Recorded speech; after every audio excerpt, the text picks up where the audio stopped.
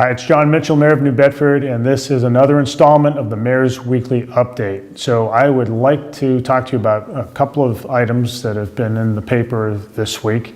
The first is something we've talked about a fair amount in the past, and that is the litigation concerning ABC disposal. If you remember, there was a controversy over ABC's willingness to pick up recycling. They claimed that changes in national policy in China had caused their ability to ship recycled goods profitably to China had been compromised, and that they wanted the city to pay for it.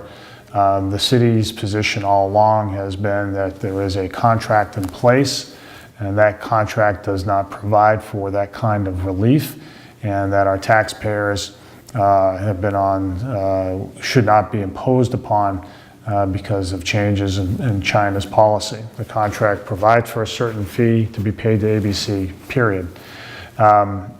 So the litigation, the court case has been going forward in Superior Court.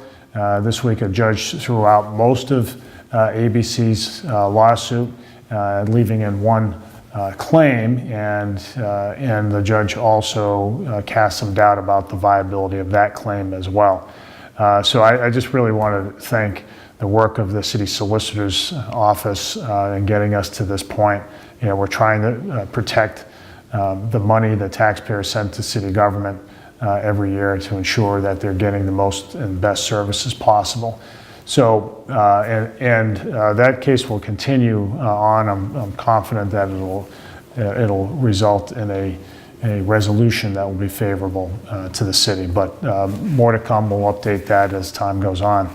The second thing I wanted to talk about is something that's been in the press a fair amount lately, and that is that concerns the charter school proposal from Alma Del Mar, which has an existing school on Belleville Avenue that a number of people are familiar with. Alma applied for some 1,188 seats, additional seats.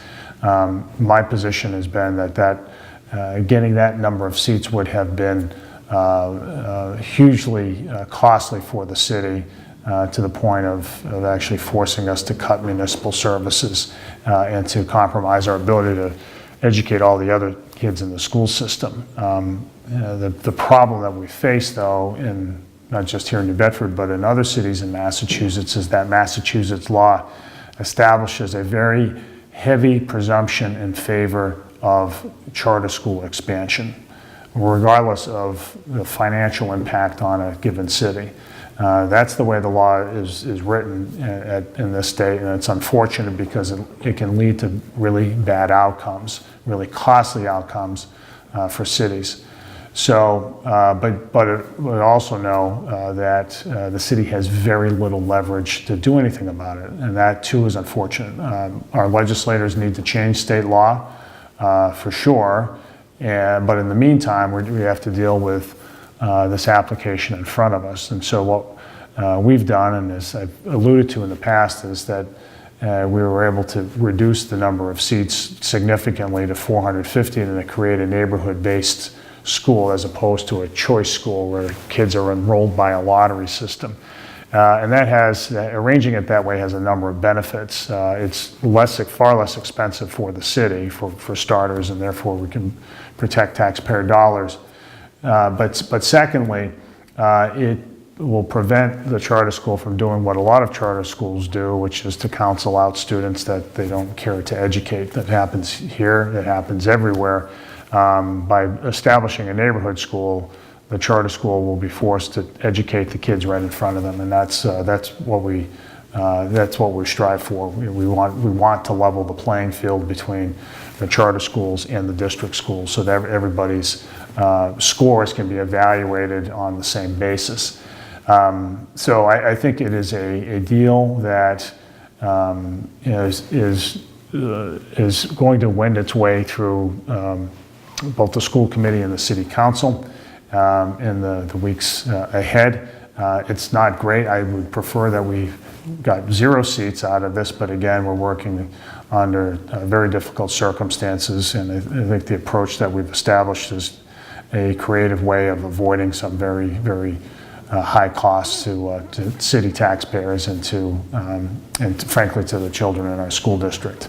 So anyway, there's a lot more to come out. I would just ask everybody to stay tuned, but to know that the alternative, if this doesn't happen, will be far more costly by a factor of 100%. In other words, the state has voted if this arrangement doesn't take place, to have 594 seats instead, and that would be far, far more expensive. So we want to avoid that, and that's what we're working on now. So stay tuned. There'll be more updates on this as time goes on.